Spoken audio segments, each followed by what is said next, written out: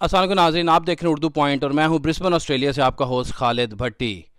नाज़रीन, दुनिया में हर साल बहुत सारे लोग जल्दी अमराज की वजह से मौत की वादी में चले जाते हैं और पाकिस्तान में भी बहुत सारे लोग जल्दी अमराज का शिकार हैं। बलूचिस्तान में एक पुरअसरार जल्दी बीमारी ने कुछ दिन पहले जन्म लिया और इस हवाले से बलूचिस्तान के चीफ मिनिस्टर जाम कमाल ने एक कमेटी तश्कील दी है जो फाइंडिंग्स करेगी कि ये जल्दी बीमारी कौन सी है और इसके ऊपर कैसे काबू पाया जा सकता है। आज जल्दी अमराज के हवाले से ही बात करने के लिए हमारे साथ मौजूद होंगे डॉक्टर अरशद हुसैन साहब। डॉक्टर अरशद हुसैन साहब 18 साल से स्किन कैंसर स्पेशलिस्ट हैं, ऑस्ट्रेलिया क्वींसलैंड में खिदमत सर अंजाम दे रहे हैं। इससे पहले डॉक्टर अरशद हुसैन साहब पाकिस्तान में, ज़िम्बाब्वे में और साउथ अफ्रीका में इंसानियत की खिदमत कर चुके हैं। आइए उनकी तरफ चलते हैं और कोशिश करते हैं कि इस टॉपिक के हवाले से इनसे कुछ पूछा जा सके। अस्सलाम वालेकुम डॉक्टर साहब, कैसे हैं आप? वालेकुम सलाम, बहुत शुक्रिया, मैं खैरियत से हूँ। उर्दू पॉइंट टीवी का बहुत शुक्रिया कि आपने मुझे मौका दिया कि मैं अपनी पाकिस्तानी कौम से मुखातिब हो सकूं और जल्दी बीमारियों के मुतालिक कुछ फैक्ट्स और कुछ इम्पॉर्टेंट जो बातें हैं वो आपके साथ शेयर कर सकूं। बहुत शुक्रिया डॉक्टर साहब। एक आम देखने में आया ख़वातीनों हजरात को चेहरे के ऊपर दाग धब्बे बन जाते हैं। आप प्लीज़ बताएंगे ये दाग धब्बे कैसे बनते हैं और इसका इलाज कैसे मुमकिन है? जी देखिए, इसका जो मेन कॉन्सेप्ट है वो ये है कि जब हमारे बच्चे और बच्चियां जवानी की तरफ जाते हैं, इसको हम प्यूबर्टी कहते हैं, तो उसमें हार्मोनल चेंजेस की वजह से और बहुत सारी वजूहात की वजह से ये, जिसको आम तौर पे पिंपल्स या एक्नी कहते हैं या मुहासे उर्दू में कहते हैं, वो बन जाते हैं। और उसका जो इलाज है वो मुमकिन है, मौजूद है। बदकिस्मती से होता ये हमारे यहाँ के डॉक्टर तक रसाई मुमकिन नहीं होती। अगर होती है तो स्पेशलिस्ट या जल्द के जो माहिर जो होते हैं उन तक रसाई मुमकिन नहीं होती और तशख़ीस में थोड़ी सी रुकावट आ जाती है या आप कह सकते हैं कि देर हो जाती है, जिसकी वजह से ये दाग बन जाते हैं। अगर किसी बच्चे या बच्ची को या किसी खातून को किसी वजह से भी ये महासे बनते हैं और इनका वक्त से तदारुक हो जाए या इसका इलाज हो जाए तो ये निशान नहीं बनेंगे। और डॉक्टर साहब, इसी को स्किन इन्फेक्शन भी कहते हैं? जी, इसका जो मेडिकल टर्मिनोलॉजी है वो तो एक्नी वल्गैरिस है, एक तरह की इन्फेक्शन ही होती है। और ये होता ये है कि जो आपके जो स्वेट ग्लैंड जिनको हम कहते हैं, जैसे आपका पसीना बनता है, वो एक छोटा सा ग्लैंड होता है, वो किसी वजह से थोड़ा सा स्वेल कर जाता है या सूज जाता है, या आप ये समझ लें कि जो उसके अंदर जो स्वेट होता है वो ब्लॉक हो जाता है या बाहर नहीं आ पाता। ये इन्फेक्शन इसकी वजह से होती है। तो एक आम एंटीबायोटिक टैबलेट या क्रीम या मुख्तलिफ़ तरह की जो तदारुक के जो ज़रिए हैं उनसे इसका इलाज मुमकिन है और अगर वक्त पे इलाज करा लिया जाए तो ये दाग नहीं बनते।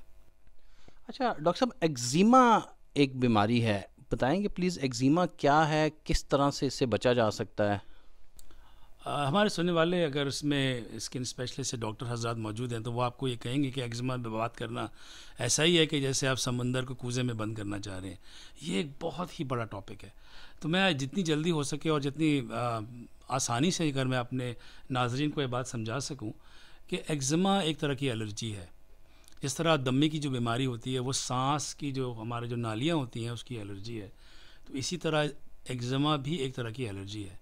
अब ये जो है ये खाने पीने की चीज़ों से लेकर मुख्तलिफ़ तरह के जो कपड़े होते हैं, मुख्तलिफ़ तरह के जो सीड्स होती हैं, मुख्तलिफ़ तरह के केमिकल्स होते हैं, वेदर, स्ट्रेस, बेतहाशा चीज़ें हैं जिससे किसी भी इंसान को या किसी बच्चे को एलर्जी हो सकती है और वो हमारी जल्द में एक तरह की ख़ारिश या एक तरह के रैश से के तौर पे नमूदार होती है। अब एक्जिमा के साथ इशू ये है कि वो 10 तरह के मुख्तलिफ रैश होते हैं। अगर हम उस पर पड़ गए तो ये पूरा प्रोग्राम उस पर ख़त्म हो जाएगा, लेकिन समझ लीजिए कि ये मुख्तलिफ तरह के रैश होते हैं और इनकी जो ट्रीटमेंट है, जिसका जो इलाज है, वो एक अच्छे बच्चों के माहिर डॉक्टर या जल्दी अमराज के जो माहिर डॉक्टर साहिबान हैं उनसे ज़रूर रजू करना चाहिए। यहाँ पे इस बात की निशानदेही करना बहुत ज़रूरी है कि हमारे घर में जब ये बीमारी होती है तो जो हमारी दादियाँ या नानियाँ या वालदा या जो भी हैं वो घरेलू टोटके इस्तेमाल करते हैं और कोशिश ये करते हैं कि इसको घर में इसका तदारुक हो जाए, लेकिन ये हो नहीं पाता और इसकी तशख़ीस के लिए किसी स्पेशलिस्ट डॉक्टर या किसी बच्चों के अमराज के डॉक्टर से रजू करना काफ़ी ज़रूरी है। अच्छा डॉक्टर साहब, चूँकि आजकल पाकिस्तान में सर्दी हैं और सर्दियों में देखने में आया है कि लोगों के होंठ ख़ास तौर पे फट जाते हैं, या चेहरे के ऊपर भी आप जिसको खुश्की कह लें, या चेहरा फट जाता है। तो उस हवाले से हमारे नाज़रीन को आप प्लीज़ बताएंगे कि ये क्या चीज़ है, इसकी वजह क्या है, और इसके लिए क्या सिर्फ अपने स्किन को आप वेट रखें, क्रीम्स लगाएं, इज़ दैट इनफ? बहुत अच्छा सवाल किया आपने। देखिए, जिस तरह के जल्द के बारे में ये समझ लीजिए कि जिस तरह के हमारे जिस्म में बहुत सारे और ऑर्गन्स हैं, जिस तरह के दिल है, जिगर है, गुर्दे हैं, इस तरह स्किन भी एक ऑर्गन है। ठीक है। और ये आपके जिस्म का सबसे बड़ा ऑर्गन है, सबसे बड़ा, मतलब इतना आपकी पूरी बॉडी में स्किन है। तो उसको हाइड्रेटेड रखना या इसको नम रखना, उसके अंदर नमी रहे, ये बहुत ज़रूरी है। जब सर्दियाँ आती हैं तो खुश्की की वजह से आपके जो होंठ हैं ख़ास तौर पे, या जो पाँव हैं या हाथ है, या जहाँ जहाँ पे आपके स्किन में कर्व्स आती हैं, वो जगहें फट जाती हैं। तो इसका एज सच तो कोई इलाज नहीं है, बस सर्दी में अपना ख्याल रखें। यूज़ मॉइस्चराइज़र जिसको हम बोलते हैं, जिसको कहते हैं कि नमी के लिए जो क्रीम्स इस्तेमाल होती हैं, बेतहाशा डिफरेंट टाइप की क्रीम्स अवेलेबल हैं, उससे आप इसको मॉइस्चर रखें। और ज़ाहिर है सर्दी पाकिस्तान में बहुत ज़्यादा पड़ती है, बहुत सारे मैदानी इलाकों में ख़ास तौर पे बड़ी खुश्क सर्दी पड़ती है, बारिश ज़्यादा नहीं होती। तो नमी का ख्याल रखना, अपने आप को हाइड्रेटेड रखना ही इसका इलाज है। अच्छा डॉक्टर साहब, स्किन कैंसर के हवाले से प्लीज़ हमें बताइए कि स्किन कैंसर होता क्या है, क्या अलामात हैं, किस तरह से पता चले कि हमारी स्किन के ऊपर अगर कोई निशान है या स्किन के ऊपर कोई तब्दीली आ रही है तो वो कैंसर तो नहीं हो सकती, और इसका तदारुक क्या है? खालिद भाई, आपने बड़ा ही ज़रूरी सवाल किया, और ये मेरा शोबा है, मेरा स्पेशल इंटरेस्ट है। तो मैं एक छोटी सी आपको कहानी बताऊं इसको, अगर आपके पास वक्त है। जी जी, प्लीज़ प्लीज़ जब प्लीज़। मैं मेडिकल स्टूडेंट था तो हम अपनी किताबों में पढ़ते थे कि Australia is the skin cancer capital of the world, कि स्किन कैंसर का दारुल हुकूमत है, दुनिया में सबसे ज़्यादा स्किन कैंसर ऑस्ट्रेलिया में होता है। उस वक्त हमें पता नहीं था कि हालात और किस्मत जो है ऑस्ट्रेलिया ले आएगी। और ये सॉरी डॉक्टर साहब, आपको इंटरप्ट किया। नाजरीन, डॉक्टर साहब किस बात से आप ऑस्ट्रेलिया आने की ना कोशिश छोड़ें, ना ही ऑस्ट्रेलिया आने में इसको कोई रुकावट समझें। अभी आगे जाके आपको पता चल जाएगा कि अगर इसमें यहाँ पे ये बीमारी है तो डॉक्टर साहब माशाल्लाह से बैठे हैं और 18 साल से यहाँ के लोगों की खिदमत कर रहे हैं, आपकी भी करेंगे। जी डॉक्टर साहब प्लीज़। तो हुआ ये कि जब मैं यहाँ आया तो मैं तो देख के हैरान रह गया, मुझे तो अंदाज़ा नहीं था कि इतना ज़्यादा बड़ा प्रॉब्लम है। रावलपिंडी मेडिकल कॉलेज से मैंने जब अपनी तालीम ख़त्म की, मेडिसिन की, तो मुझे मौका मिला रावलपिंडी लेप्रेसी हॉस्पिटल में काम करने का। तो एक जर्मन समझ लें कि आप इदारा था, उसने ये अस्पताल खोला हुआ था, और उन्होंने बहुत ही अच्छा काम किया। और वो करते ये थे कि हमारे जो नॉर्दर्न एरियाज़ हैं वहाँ से वो मरीज़ों को लेके आते थे, और हमारा काम ये था कि हम उनकी बायोप्सी करके डायग्नोस करें कि उनको लेप्रेसी या कोड जिसको कहते हैं वो है या नहीं। वहाँ पे एक अजीब इंकशाफ ये हुआ कि हमारे यहाँ तो स्किन कैंसर है, मेरे तो इल्म में नहीं था।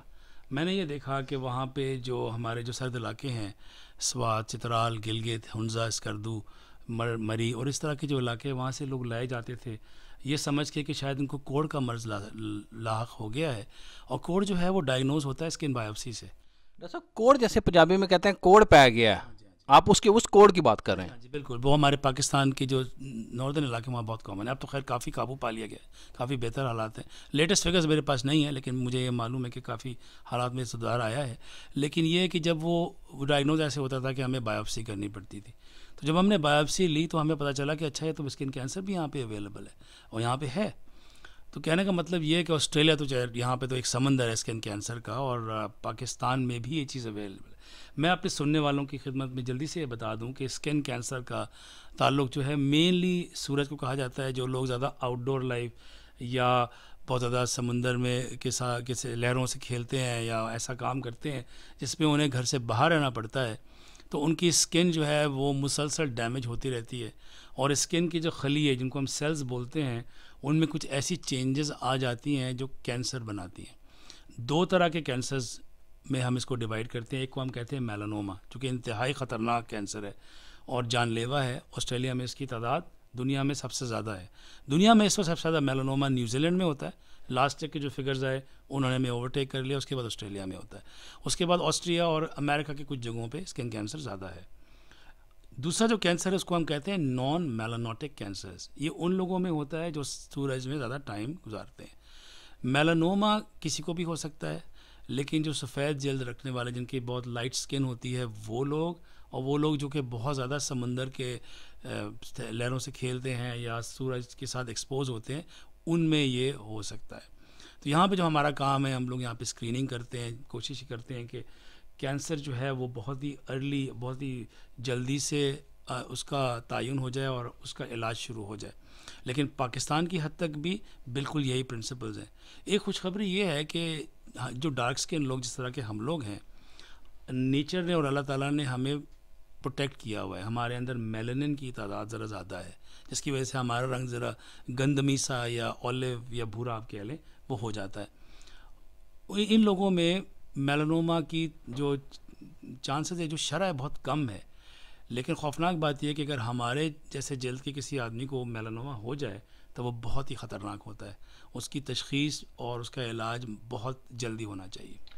अच्छा डॉक्टर साहब, बहुत शुक्रिया। डॉक्टर साहब जल्दी से बताइएगा कि सिरोसिस क्या चीज़ है और इससे कैसे बचा जा सकता है? देखिए, सोराइसिस एक ऐसी बीमारी है जिसमें जो आप जिस तरह आप समझ लीजिए कि स्किन जो है ना वो कुछ खलियात या सेल्स का एक मुरक्कब है। तो जब हमारी स्किन है वो उसकी एक समझ लें कि एक जो सेल है उसको एक हद तक बड़ा होना है। सोराइसिस में ये होता है जिसमें जो मेन रीज़न है वो कहते हैं ऑटोइम्यून, जिसको क़ुव्वत मुदाफ़ियत का डिसऑर्डर कहते हैं। उसकी वजह से स्किन के जो खलियात हैं वो बहुत ज़्यादा तेज़ी से ग्रो होना शुरू हो जाते हैं, जिसको हम हाइपर एक्टिविटी कहते हैं, ओवर ग्रोथ। उसकी वजह आपने देखा होगा कि जो लोगों को सोराइसिस होता है उनकी जो स्किन है वो थोड़ी सी खुरंट सी या थोड़ा सा वो रेज हो जाती है या उसमें पैचेस बन जाते हैं, इसको हम अपनी ज़ुबान में प्लाक्स बोलते हैं। आपने देखा होगा कि अगर आप स्किन को देखें तो एक इतना बड़ा सा या इससे छोटा थोड़ा एक सिल्वरी ग्रे सा प्लाक बन जाता है, और जिसको अगर आप कोशिश करें इस तरह करने की तो वो उधड़ना शुरू हो जाता है। इस बीमारी का इलाज मुमकिन है, लेकिन ये बीमारी कभी ख़त्म नहीं होती है, ये आती जाती रहती है। इसके इलाज के लिए एक जल्द के जो माहिर हैं उनसे मशवरा करना इंतहाई लाजमी है। और आजकल ऐसी ऐसी दवाइयाँ आ गई हैं जिसने इसको मुकम्मल तौर पे कंट्रोल कर लिया है। तो मेरे देखने वाले अगर ये देख रहे हैं तो प्लीज़, अगर आपको इस तरह का कोई रैश नज़र आए, बराए मेहरबानी आप किसी जल्द के माहिर से ज़रूर रुजू करें और उसकी बायोप्सी या छोटा सा उसका टुकड़ा लेके उसको पैथोलॉजिस्ट के पास भिजवाएँ और उसका इलाज ज़रूर करवाइए। मैं अपने देखने वालों की खिदमत में एक चीज़ ज़रूर कहना चाहूँगा कि देखिए, ये जो प्रोग्राम हम आज कर रहे हैं ये हमारे तमाम सुनने वाले देखने वालों के लिए एक कम्युनिटी सर्विस का प्रोग्राम है। इसमें जो बातें की जा रही हैं उसको आप बराए करम मेडिकल एडवाइस के तौर पे ना लें। ये आपकी इत्तला, आपकी नॉलेज के लिए प्रोग्राम किया जा रहा है। ठीक है नाज़रीन, अभी डॉक्टर साहब के साथ हमने और भी काफ़ी सारी बातें करनी हैं। डॉक्टर साहब कह रहे थे कि ये जो हम प्रोग्राम कर रहे हैं ये एक जनरल नॉलेज है, हर इंडिविजुअल के सर्कमस्टांसेस अलग से होते हैं और डॉक्टर से मुलाकात करने के बाद और बाकायदा टेस्टिंग करने के बाद ही जो मेडिसिन है वो डायग्नोस की जा सकती है। डॉक्टर साहब, एक बड़ी आम सी बीमारी पाकिस्तान में है जिसको चिकन पॉक्स कहते हैं और उर्दू में या पंजाबी में उसको लाकड़ा काकड़ा कहते हैं। लाकड़ा काकड़ा के हवाले से ज़रा मुख्तसर सा ये बताइएगा कि क्या ज़िंदगी में हर इंसान को होना ज़रूरी है, और अगर ज़रूरी नहीं है तो इससे बचाव के लिए क्या आप हमारे देखने वालों को तजवीज़ देंगे? जी खालिद, देखिए ये जो आपने बताया चिकन पॉक्स या लाकड़ा काकड़ा जिसको आमतौर पे पंजाब में बोला जाता है, ये बहुत ही कॉमन बीमारी है और एक वायरल इन्फेक्शन है। दुनिया में तमाम ममालिक में एक इम्यूनाइजेशन प्रोग्राम या हिफाजती टीकों का एक प्रोग्राम जिसका रिवाज है, और पाकिस्तान में भी ये अवेलेबल है। मुख्तलिफ़ उम्र में मुख्तलिफ़ टीके लगाए जाते हैं। बहुत सारे फ़र्स्ट वर्ल्ड कंट्रीज़ में चिकन पॉक्स की जो वैक्सीनेशन है वो इसका पार्ट है। तो आइडिया ये है, कॉन्सेप्ट ये कि एक वायरल इन्फेक्शन है, बच्चों को इससे बचाया जाए, इससे तदारुक किया जाए। इसकी ज़रूरत ये है इसकी क्योंकि इससे कॉम्प्लिकेशंस फैल सकती हैं। छोटे बच्चों में निमोनिया हो सकता है, कान का इन्फेक्शन हो सकता है और बहुत सारी चीज़ें हो सकती हैं। तो कॉन्सेप्ट ये है कि इसको प्रिवेंट किया जाए। आपने बहुत इंपॉर्टेंट सवाल पूछा कि क्या ये ज़िंदगी में होना ज़रूरी है? ये ज़िंदगी में होना ज़रूरी नहीं है। जब बच्चे छोटे होते हैं, उनकी क़ुव्वत मुदाफ़ियत कम होती है और वो एक दूसरे बच्चे के साथ खेल रहे होते हैं तो उनको ये बीमारी लग सकती है, लेकिन ज़रूरी नहीं कि हर इंसान को चिकन पॉक्स हो। आपको कुछ ऐसे केसेस मिलेंगे जिनको कभी ज़िंदगी में चिकन पॉक्स नहीं हुआ। अच्छा डॉक्टर साहब, नाज़रीन ये बहुत एक अहम बात है क्योंकि पाकिस्तान में अमूमन ये कॉन्सेप्ट पाया जाता है कि लाकड़ा काकड़ा एक दफ़ा ज़िंदगी में निकलना ही निकलना है। तो ये बड़ी अहम बात सुनने में आई है, समझने में आई है कि ये निकलना एक दफ़ा ज़रूरी नहीं है।